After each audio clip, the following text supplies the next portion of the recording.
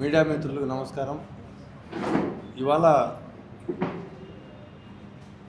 ముఖ్యంగా ఈ రాష్ట్రంలో జరుగుతున్న అరాచక పరిస్థితులపైన ప్రభుత్వము పోలీసులు కలిసి చేస్తున్న అరాచక పాలనలో భాగంగా ప్రశ్నించే వారి గొంతుకులను ఏ విధంగా అడ్డగించాలా, ఏ విధంగా మోగబోయేలా చేయాలా అనే ప్రధాన ఉద్దేశంతో ఇవాళ ప్రభుత్వం పనిచేస్తుంది. ఈ మధ్య ఇక్కడనే మన కర్నూలు జిల్లాలో చెన్నట్టేకూరు వద్ద జరిగిన బస్సు ప్రమాదంలో దాదాపు 17 మంది మరణించారు. 19 మంది మరణిస్తే జనరల్గా ప్రధాన ప్రతిపక్షం కానీ ప్రజాస్వామిక శక్తులు కానీ ఎవరైనా ప్రభుత్వాన్ని నిలదీస్తారు. ఇది ఎలా జరిగింది, దీని వెనక తప్పిదం ఎవరిది, ఏంటి? అది జరిగిన వెంటనే ఇక్కడున్న ఒక డిఐజీ కోయ ప్రవీణ్, ఆయన గతంలో కూడా తనకి ఇష్టం వచ్చినట్టు మాట్లాడుతూ ఉన్నాడు.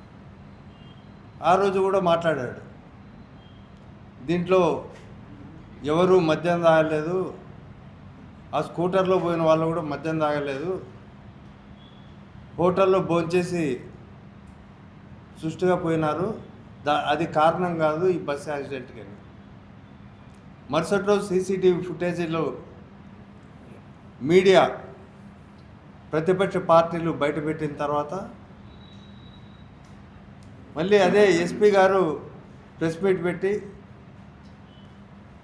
దీనికి కారణం వాళ్ళు మద్యం సేవించి వెహికల్ నడిపారని కూడా ఆయన చెప్పడం జరిగింది. అదేవిధంగా ఈ సందర్భంలోనే ఒక అనుమానం, లక్ష్మీపురం దగ్గర బెల్ట్ షాప్ ఉంది, ఆ బెల్ట్ షాపులో కూడా ఆ టైంలో వేలగాని టైంలో కూడా మద్యం షాపులో కూడా మద్యం సేవించి వాళ్ళు తిరగడం వల్లనే ఆ స్కూటర్ యాక్సిడెంట్ అయింది. ఆ స్కూటర్ని వెహికల్ తోసుకుంటూ పోయి ప్రమాదానికి గురైందని ఇంకొక వర్షన్ సోషల్ మీడియాలో వచ్చింది, అలాగే ప్రధాన మీడియాలో అన్నింటిలో కూడా వచ్చింది. వస్తే ఇవి సోషల్ మీడియాలో పోస్టులు పెడితే, పత్రికల్లో వచ్చిన వార్తలను పోస్టులు పెడితే అసలు ఇది నిజంగా జరిగిందా లేదా, కల్తీ మద్యం సేవించారా లేదా అనేది క్వశ్చన్ మార్కులు పెట్టి ప్రశ్నిస్తే ఈ ప్రభుత్వాన్ని సమాధానం చెప్పాల్సిన ప్రభుత్వం సమాధానం చెప్పలేక ఇంకో విధానానికి ఈ రాష్ట్రంలో పూనుకుంటుంది. ఎవ్వరు జగన్ గారు ఇన్ని ప్రెస్ మీట్లు పెట్టారు, అన్నీ ఒక్కటి కూడా అన్నీ హేతుబద్ధతతోనే పెట్టాడు, అన్నీ సంఖ్యాపరంగానే పెట్టాడు, నీతిగా నిబద్ధతగా లెక్కలు చూపిస్తూనే మాట్లాడారు అన్ని ప్రెస్ మీట్లు. ఒక్క ప్రెస్ మీటుకు ఒక్క నాయకుడు కూడా ఇంతవరకు సమాధానం చెప్పలే. జగన్ గారికే మరి ఇట్లాంటి ఇన్సిడెంట్స్లో అసలు సమాధానాలు చెప్పకుండా పోలీసు వాళ్ళు ఏం చేస్తున్నారు, ప్రభుత్వం సమాధానాలు చెప్పాల్సింది పోయి ఇట్లా మన ప్రభుత్వం పైన విష ప్రచారం చేస్తున్నారు. కాబట్టి దీనికి బాధ్యులైన ప్రచారం చేసే వాళ్ళందరినీ కూడా పట్టుకొచ్చి బెదిరించండి, అరెస్టు చేయండి, నోటీసులు ఇవ్వండి, ఎంతమందినైనా కేసుల్లో పెట్టండి, కానీ ఎవరే కానీ ప్రశ్నించడానికి వీల్లేదు. దాదాపు 27 మందిని ఈ కేసులో పెట్టడం జరిగింది. ఇంతకుముందు మహాకవి శ్రీశ్రీ అనుకుంటా, కాదేది కవితకు అనాహారం, కుక్క పిల్ల సబ్బు బిల్ల ఇవన్నీ చెప్పాడు. ఇప్పుడు అట్లే ఉంది, కాదేది కేసులకు అనార్హం, ఎవరు ప్రశ్నించినా, ఎవరు ఏం మాట్లాడినా, ఎవరు నిలదీసినా ఈ ప్రభుత్వాన్ని తప్పుడు కేసులు పెట్టడం అనేది సాధారణంగా జరుగుతూ ఉంది. అట్లా అంటే ప్రెస్ మీట్లు పెట్టిన వాళ్ళను కూడా, ఆ ప్రెస్ మీట్లు పెట్టినప్పుడు ఉన్న రిపోర్టర్లు కూడా కొన్నిసార్లు సాక్ష్యాన్ని పిలిచి ఎవిడెన్స్ చెప్పమని అడుగుతున్నారు. ఇంత దుర్మార్గం ఎప్పుడు ఎమర్జెన్సీ టైంలో కూడా లేదు.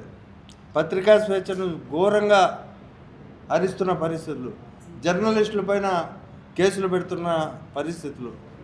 ఇవాళ ఒకసారి చూడండి, కేంద్రంలో రాహుల్ గాంధీ మోడీని విమర్శిస్తాడు, మోడీ రాహుల్ గాంధీని విమర్శిస్తారు, అలాగే ప్రతిపక్షాలు విమర్శిస్తాయి. అసలు ప్రతిపక్షాలు ప్రభుత్వాన్ని విమర్శించేదానికే ఉండేది. ఆ పత్రికా స్వేచ్ఛ, ఆ పౌర స్వేచ్ఛ లేకపోతే ఎట్లా? అది రాజ్యాంగం కల్పించిన హక్కు. ఆ రాజ్యాంగాన్ని కల్పించిన హక్కును కూడా మాట్లాడుకుంటే వాళ్ళపైన ఏమైనా కేసులు పెడుతున్నారా? మరి ఎందుకు ఈ రాష్ట్రంలోనే జరుగుతుంది?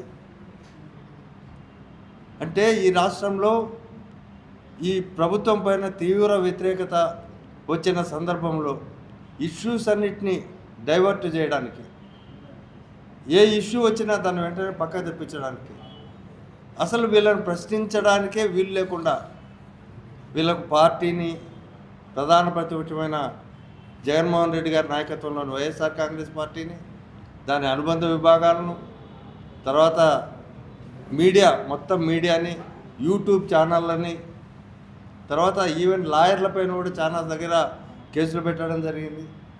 అదేవిధంగా సాక్షి సిబ్బంది పైన కూడా కేసులు పెట్టడం, ఇట్లాంటివన్నీ జరుగుతూ ఉన్నాయి. అసలు ఎక్కడైనా ఇంతకుముందు చూసామా? 2014 నుంచి 2019 నుంచి 24 వరకు వైఎస్ఆర్ కాంగ్రెస్ పార్టీ అధికారంలో ఉన్నప్పుడు పుంకాలుగా వాళ్ళు వార్తలు రాశారు, విష ప్రచారం చేశారు. చేస్తే ఆ ప్రభుత్వంలో ఏ రోజు ఈనాడు ఆఫీసు పోయి దాడులు చేయలే, జ్యోతి ఆఫీసులే పోలీసు వాళ్ళు ఎంటర్ కాలే. కానీ ఇవాళ పోలీసులు ఆఫీసుల్లోకి వస్తున్న పరిస్థితి వస్తారు, సాక్షి ఆఫీసుల్లోకి వచ్చారు, ఎడిటర్ ధనుంజయ రెడ్డి వాళ్ళ ఇంటికి వెళ్ళారు, సాక్షి ఆఫీస్కి వెళ్ళారు. తర్వాత రాష్ట్ర ప్రధాన కార్యదర్శి పూడి శ్రీహరి కోసం వైఎస్ఆర్ కాంగ్రెస్ పార్టీ ఆఫీస్లోకి వచ్చి నోటీస్ ఇచ్చిన సందర్భం ఏంటి? ఏం జరుగుతుంది రాష్ట్రంలో? అసలు వీళ్ళు ఒకవేళ ఈ నోటీసులు ఇవన్నీ ఇంతకుముందు లేని దుష్ట సాంప్రదాయాన్ని వీళ్ళు నెలకొల్పుతున్నారనుకుంటే ఇంకా దాన్ని మించి కూడా వీళ్ళు వేరే పద్ధతులు అవలంబిస్తూ ఉన్నారు రాష్ట్రంలో. ముఖ్యంగా తప్పుడు కేసులు పెట్టడం, తెలుగుదేశం వాళ్ళు చేసిన ఏవైనా నేరాలు ఉంటే ఆ నేరాల్లో తెలుగుదేశం వాళ్ళతో పాటు కాంగ్రెస్ వాళ్ళని కూడా ఇరికించడం. ఎందుకంటే గతంలో పిన్నెల్లి రామకృష్ణ లాంటి బ్రదర్స్ ఒక ఊర్లో ఆధిపత్యం కోసం తెలుగుదేశంలో పోరాటం, వాళ్ళ మధ్య హత్య జరిగితే వీళ్ళని కేసులో ఇరికించారు. తర్వాత దాసరి వీరయ్య అని ఒక ప్రేమికుల జంట వాళ్ళ తల్లిదండ్రులు ఒప్పుకోకపోతే అన్న తన బావమర్దిని దారుణంగా చంపితే దానికి వైఎస్ఆర్సీపీ నాయకుడిని దాంట్లో హత్య కేసులో ఇరికించడం జరిగింది. అదేవిధంగా గంజాయి కేసుల్లో ఇరికిస్తున్నారు. ఎందుకంటే అగ్నేష్ కుమార్ జడ్జిమెంట్ ప్రకారం అరెస్టు చేసినాక వెంటనే వీళ్ళు బెయిల్ ఇవ్వాల్సి వస్తుంది. కాబట్టి గంజాయి కేసులు పెడతామని అంటే దానిపైన హైకోర్టు పోతే హైకోర్టు చీవాట్లు పెట్టి సిబిఐ ఎంక్వైరీకి ఇచ్చిన సంఘటనలు, పదే పదే హైకోర్టు, సుప్రీంకోర్టు ప్రభుత్వానిపైన ముట్టికాయలు వేస్తున్నా వీళ్ళు వినని పరిస్థితి.